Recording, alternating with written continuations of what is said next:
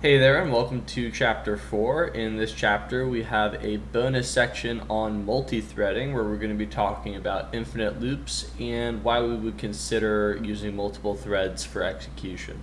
I want to motivate this idea of multi-threading through an example. So we're going to consider a scenario where you have a trading system and you want to constantly evaluate the current market data to determine whether or not you are going to buy or sell a position in perhaps an equity. So let's go ahead and start by building this trading signal function. So I'm going to say def trading signal.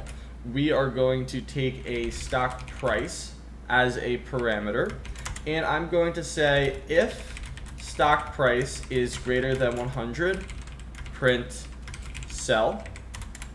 Elif stock price is less than 90, we are going to buy. And then else, we are just going to hold our current position. Now, we're going to want to evaluate this function every second or so. How can we do this in Python? Well, we already have this notion of a loop.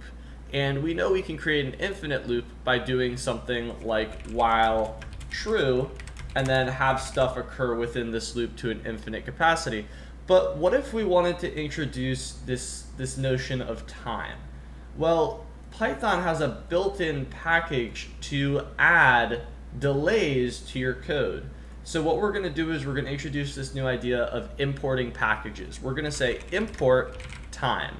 And what that's going to allow us to do is use time in our Python code. So within this while loop, what I'm going to do is I'm going to call time.sleep, and I'm going to pass 1 second through it. So now this loop is going to infinitely execute, but with a delay in between each execution of 1 second. To see this in action, I'm going to print ping above the sleep statement. And if we run this, we can see that every 1 second we get ping printing out to the console. Why is this useful? Well, if we have an inflow of market data, then instead of printing ping every second, we can check our trading signal every second. So I could say trading signal and then pass through the stock price variable. In this case, I'm going to pass a constant 95.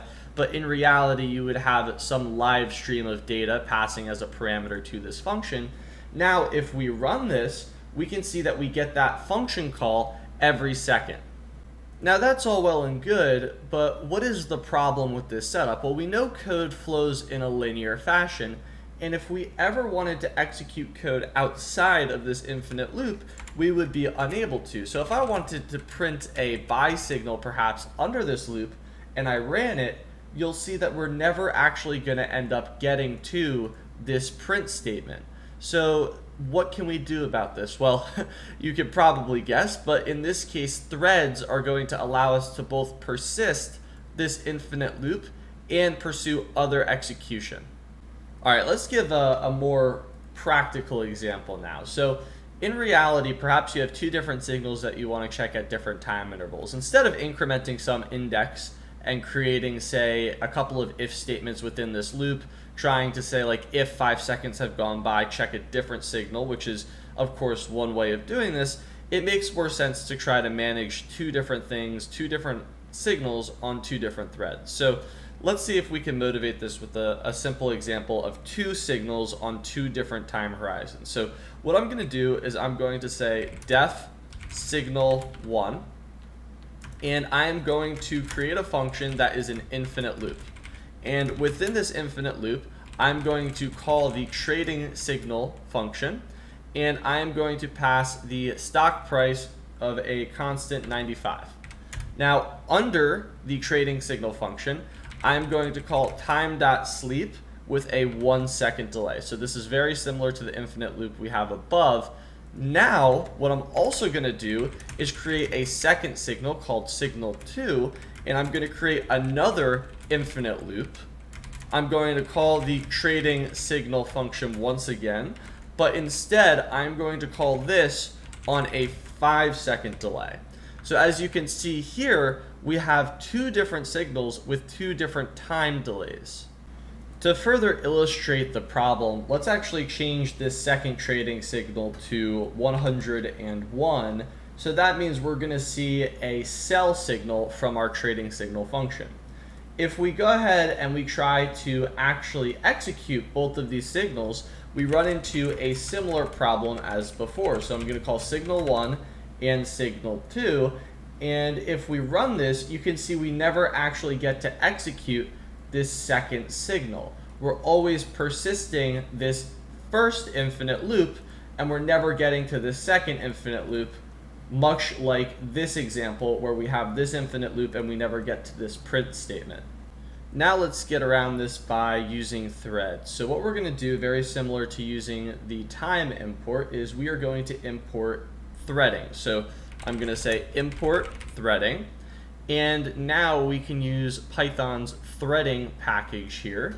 And what I'm going to do is I'm going to create a new thread by saying thread1 is equal to threading.thread, and we are just going to instantiate that as a blanket object. Now, what's going to happen here is we are going to be taking a parameter, and the parameter is the function that we want to target for this particular thread. In this case, it is the signal function. So we have signal 1 and signal 2. So what I'm going to do is I'm going to say target is equal to signal 1. Now we can do the same thing with the second signal. So I'm going to say thread 2 is equal to threading.thread. Target is equal to signal 2. And if we run this, you'll see we don't get any execution, but we have established our threads. Running these threads is actually quite easy. All we got to do is call the thread and say start. So I'm going to say thread1.start and thread2.start. Now this is analogous to calling the functions directly, but in this case we are using threads for their execution. Watch what happens when we run this. We get a hold and we get a sell, and that sell is gonna execute every 5 seconds. So we're effectively running both infinite loops at the same time, which is our desired functionality. Now, a completely reasonable question to ask is, how can we actually exit these threads? How can we terminate the execution of these infinite loops? We may be running this trading system, and we may have these two signals running in an infinite capacity, but what if we only want to run them for, say, an hour or so? Well, we're going to need to break out of the loop and then perhaps switch to other signals. And we don't want to have to restart our program every time to do that. So what we can do is we can specify a flag, and this flag is going to allow us to break out of these loops whenever we change its value to true.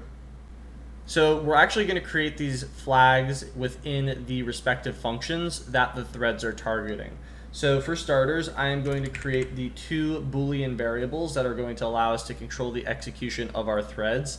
I'm going to say shutdown thread1 is equal to false, shutdown thread2 is equal to false. And these two Boolean variables are going to determine whether or not we continue running these infinite loops. Now, to access these variables, we're going to use the global keyword. So within the function, I'm going to say global shutdown thread1, and then I can check the value of this variable by saying if shutdown thread1 is equal to true, then we're going to shut it down by breaking out of this loop. Otherwise, we're going to repeat business as usual. And then we're going to do the exact same thing in signal 2. I'm going to say global shutdown thread2 if shutdown thread2 is equal to true, break out of the loop. Otherwise, check for that signal again and then sleep and do it in an infinite capacity. Heading on back down to our threads, now that we've established these flags, we can go ahead and reinstantiate these threads. And down here where we start both infinite loops, instead of having them run for an infinite duration, we can have them run for, say, 10 seconds. So I'm going to say time.sleep 10, and that is going to allow us to run both loops for 10 seconds before changing the values of those flags to true to shut them down. So I'm going to say shutdown thread1 is equal to true, shut down thread 2 is equal to true. And then perhaps we wanted to continue the execution of our program. I could say print by, for example. So now if we run this, you can see that we have both threads starting, and both threads are going to be persisted for 10 seconds. And then we're going to change the value of the shutdown flags to true, and that is going to terminate both infinite loops. Then we reach this print by statement here, and that is what allows us to get by. I want to end this video with a very important concept, especially with respect to threads in Python, and that is the idea of global interpreter lock. Global interpreter lock is going to essentially lock the value of the variable until a particular thread is done working with it. Now, let me illustrate this idea to you with an example. So suppose you have a variable, we're going to call it stock price, and stock price is going to be equal to 100. Okay? Now, we have a function called f1, def f1 of y, is going to modify the stock price variable by saying global stock price, and then stock price plus equals y, and then we are just going to return the stock price. All right, so that's going to be our first function. Then we're going to have def of f2 of y, and we are going to say global stock price plus equals y times 2, return stock price. All right, so the setup for this example is a variable stock price that equals 100, and then two functions, one that's going to add y to the stock price variable, and one that's going to add y times 2 to the stock price variable. What is the significance of these operations? Well, let's take a look. If we call f1 and y is equal to 1, we know we're going to have 100 plus 1, and that is going to equal 101. So if we call f1, we pass 1 as y, the stock price is going to be 101. If we have f2 and we pass y as 1, we know we're going to have 100 plus 1 times 2, which is going to be 102. Now here is where the problem of global interpreter lock comes in. If we were to create two threads and we were to run these two functions at the exact same time in parallel, would they be modifying the same stock price variable? The answer to that is no. If we start both threads, one function is going to take advantage of the current value of the stock price variable, and it is going to be locked until the execution of that particular function is finished. Then it's going to pass it to the next function. So if we were to, in reality, run these functions at the exact same time, they should be accessing the same stock price variable, and they should be modifying the value of that variable independently. But instead, due to global interpreter lock, the variable is locked by one function until it's finished with it, then it passes on to the next function. Let's see if we can get an example of this by using some threads. So let's create some threads here. I'm going to say t1 is equal to threading.thread, and the target is going to be the f1 function. Now we can target this function and pass arguments or parameters through it by saying args is equal to, and then in parentheses we can say 1 comma to pass a 1 to the f1 function. Then t2 is equal to threading.thread, and we can do target is equal to f2, and then the args are going to be once again 1. So we should get the value of 101 and 102 for the stock price variable after calling f1 and f2 respectively, if they're operating independently on this stock price variable. Now instead, if we call t1.start and t2.start, and we run both of those threads, and we print the value of the stock price variable, you can see that it is 103, meaning that the first function executed with the variable, ensuring that its value incremented to 101, then the second thread executed, incrementing the 101 to 103.